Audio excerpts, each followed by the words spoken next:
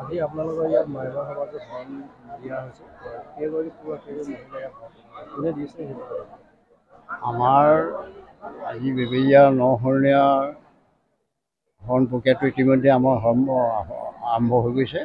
আৰু ইয়াত মুঠতে আমাৰ 54জোৰা পুৰুষ মহিলা লগ হৈছে উপৰিও আমাৰ আৰু 5গৰাকী মহিলা আমাৰ জড়িত হৈছে মুঠতে মানে 113গৰাকী আজি আমাৰ শৰণ প্ৰক্ৰিয়া আৰম্ভ হৈ গৈছে আৰু এই শৰণ প্ৰক্ৰিয়াত আমাৰ আলহী মৰিচা গাঁৱৰ সত্ৰাধিকাৰ বৈষ্ণৱদণ্ড ৰাজদেৱে আমাক শৰণ প্ৰক্ৰিয়াটো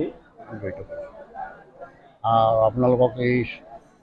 শৰণ প্ৰক্ৰিয়াৰ কমিটিৰ ফালৰ পৰা আপোনালোকক চেনেল মেম্বাৰক আমি ধন্যবাদ জ্ঞাপন কৰিছোঁ ধন্যবাদ। আজি বেবেজীয়া অঞ্চলত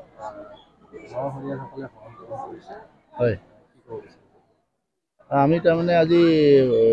আমি যেতিয়া শৰণ লৈছিলোঁ 15 বছৰ আগৰ পিছত এতিয়া আমি পুনৰ বেবেজীয়া যুৱকসকলক আমি শৰণ দিবলৈ আগবাঢ়ি আজিৰ পৰ্যায়ত আজিৰ দিনত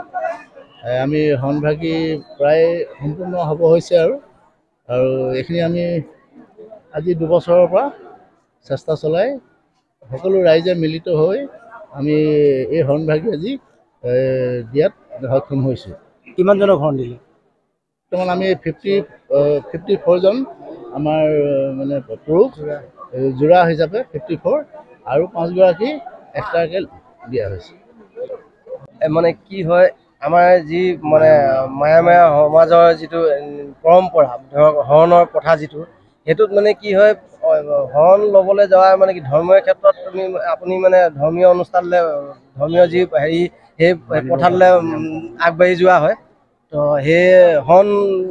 গুৰুৰ চৰণত শৰণ নোলোৱাকৈ আপুনি ধৰক এনেকুৱা ধৰণৰ নিয়ম নীতি আমাৰ পাৰিবাৰিক যিবোৰ আছে কৰিব নোৱাৰে আপুনি সেই গতিকে শৰণ প্ৰক্ৰিয়াটো খুবেই প্ৰয়োজন আৰু জড়িত সেই অনুসাৰে মানে আজি যুৱ সমাজক জড়িত কৰি আজি সেই শৰণ আমন্ত্ৰণ কৰা হৈছে।